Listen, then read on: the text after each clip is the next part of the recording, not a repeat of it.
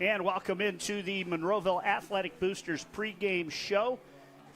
Chris Bliley along with Todd Lillo. And Todd, thanks for joining me in the booth here today. Playoff football, there's nothing better than these 45, 50-degree nights and these young student athletes out there playing. If you are still playing football in the month of November and in high school. The Warrior, number 0, you'll see him out here today, but he got injured during that Norwalk St. Paul game, and he roughed it, toughed it through the second half, and kudos to him. But they're going to need a good game out of him, and you know, maybe that takes a little pressure off the throwing game. They're going to try and run it with Boris here today. When you finish the year with Norwalk St. Paul and you play for Monroeville, that is, you know, a season in and of itself. And that was 2 weeks ago. The team laid their bodies on the line for that victory. We'll see how much they're still feeling that effect today. See here again as it's Chris Bliley along with Todd Lillo here, and we are about 6 minutes away from kickoff. They've got 4:30 on the clock. We're still waiting for the Malvern Hornets to take the field out here.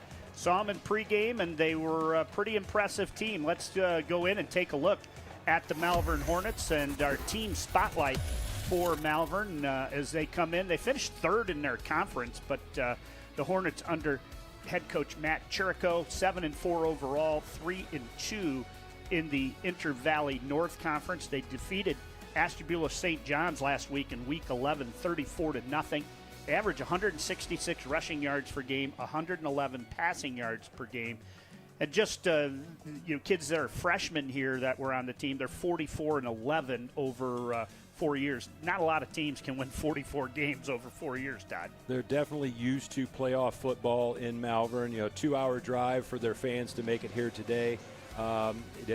Checking their schedule, checking their wins and losses this year.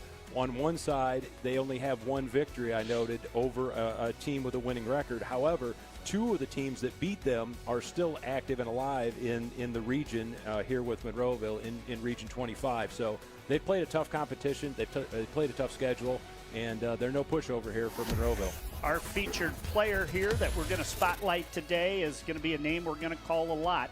Aaron Gore. He goes as Julius.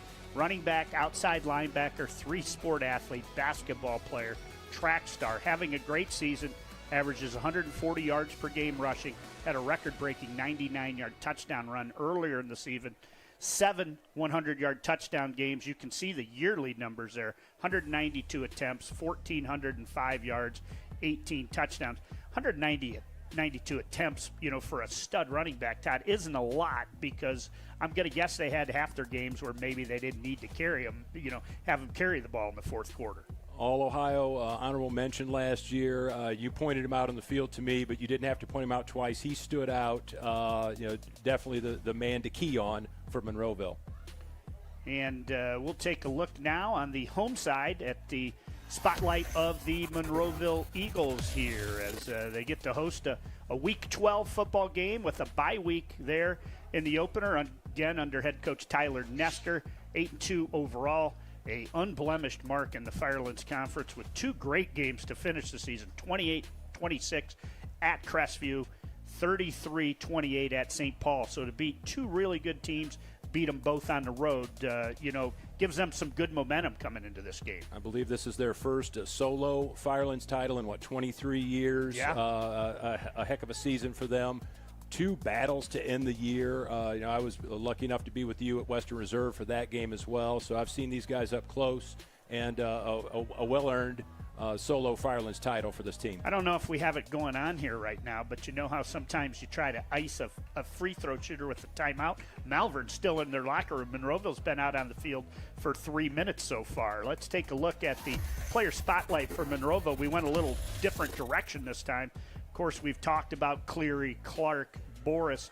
We went with junior middle linebacker and guard Alex Schaefer. He's having a great season.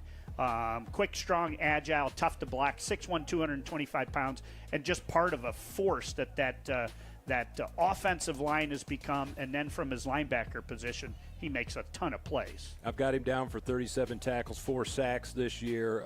Part of an entire impressive unit, but definitely one of the main cogs. Well, and interesting enough now, and we'll go to a live look here at Marsh Field, but you can see Schaefer right there, and Malvern's still not out. The Monroeville return team is on the field right now. I may not know much, but I do believe there's only one team on the field. Yes, and that's going to pretty much wrap up our pregame show here from Marsh Field. A big thank you to the Eagle Athletic Boosters for being the sponsor of the pregame show. And where the heck is Malvern? I know usually it's somebody's responsibility to go get them. We're down to 5 seconds. Ah, here they come.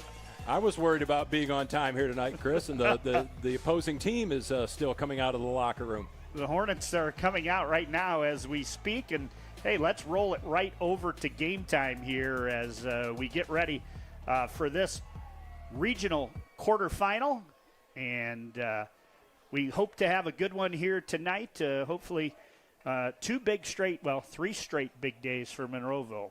Regional or state semifinal win last night over Rouchet. Hopefully they get a football regional quarterfinal win here tonight, and then the Lady Eagles play for a state title tomorrow. I'm trying to remember what time. I do not remember what time. I'll find it here, but we hope that they can move into and take down the mighty Tiffin Calvert Senecas, who are 29-0 on the season. Lady Eagles' 6th visit to the Final Four since 2015. So there we are. You see the scoreboard sponsor, White's Automotive Service, and the kick is away, end-over-end kick. It's fielded at the 35, and he's going to be taken down out across the 37, and that's where the Monroeville Eagles will set up first down and 10 as Connor Clark works his way out there. I think we'll probably get a feel here on the first half dozen plays where he's at. We were talking with Norwalk Reflector sports editor Mark Hazelwood, and what he thought maybe he was he 80-20